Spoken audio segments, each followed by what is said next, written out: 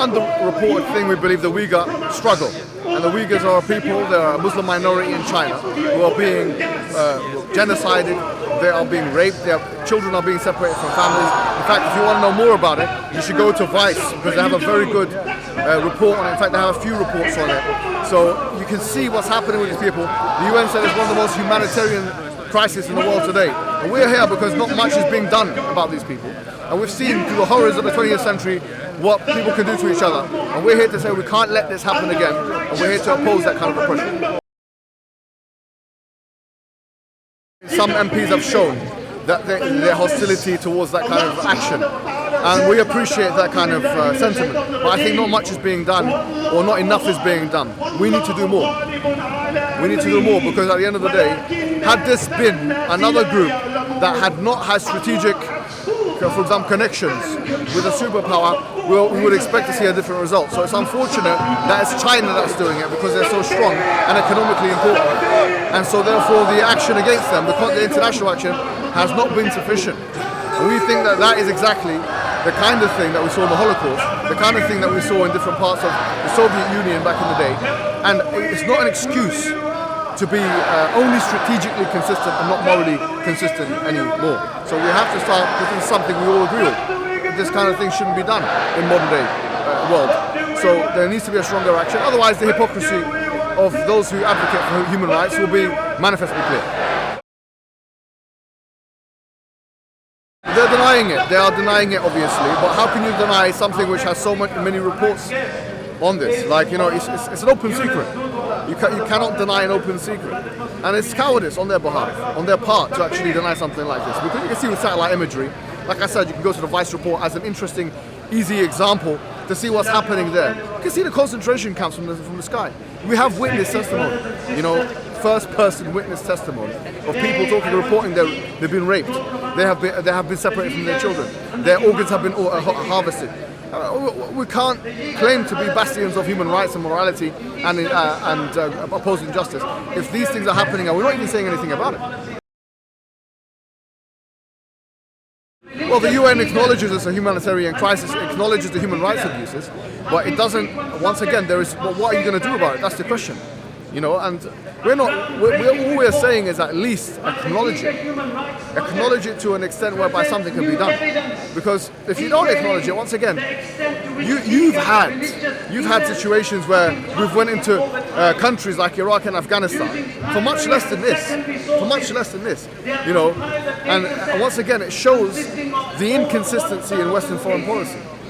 Are you scared of China? Is that what it is? You know, I mean, is it a fear because of the economic interdependence? And if you are, then once again, this exposes the inconsistencies in the narrative. So I think at least a vocal and a consequential approach to this matter has to be the thing to do, the way to go. Because if you don't have a consequential approach, then they're going to continue doing it. And this is a Cold War at the end of the day, which they will be winning. You know, and it's not. I will say it's not even in their interest to let them do this. It's not even in their strategic interest. So let them do what they think they should do. And I think what we should all do is condemn this, you know, and allow justice to be done in that area. This has been going on for a very long time. To be fair, it's been going on even for decades, you know. And it has its beginnings with this group or this part of what they call the Xinjiang region, the new new land region, which we call the East Turkestan region, which obviously these people, the Uyghur people, are like a Turkic people, not a Turkish but a Turkic people, who are not, you know, Chinese in that sense, but are a minority now engulfed in the bigger China. And they want independence for the most part, but because they are seen as not assimilated enough, the Chinese have decided to undergo many different policies to try and assimilate them and integrate them through force, you know, into the wider community. They're not doing it through programs that we're used to here in the West, whether they're coercive or not. That's another discussion, and we don't agree with those either. But they are deciding for the sledgehammer approach. and so they are immoral in their behaviour. They're, as we've said, organ harvesting, raping, separating women from their children, mothers from their children, putting children into education camps to try and brainwash them into a Chinese narrative of communism, stopping worship from happening, Islamic worship, banning certain names from being used, banning the Quran in certain areas, eliminating religious freedom for Muslims in that area, and so on and so forth. And this is just scratching the surface. But this is an open secret once again. And the fact of the matter is that the silence of the West in this regard is deafening. Yes, sometimes the BBC does have a report or two about it to clear itself from the complete ridiculousness of not saying anything at all. But I think for what it is, it's not being spoken about enough. My name is Mohammed Hijab. I'm a YouTuber. I've got about 500,000 subscribers on YouTube. And so I decided to come into this because I realized that I have a duty. I have a duty as a person of influence to spread awareness on this matter and to publicize it in whatever way that I can.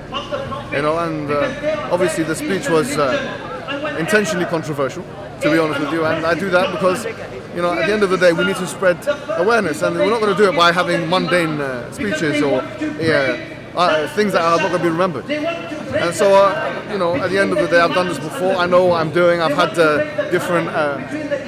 I've done different kinds of activism in my life, and I know how to get attention. So we are bringing attention in the ways that we know how, by any means necessary.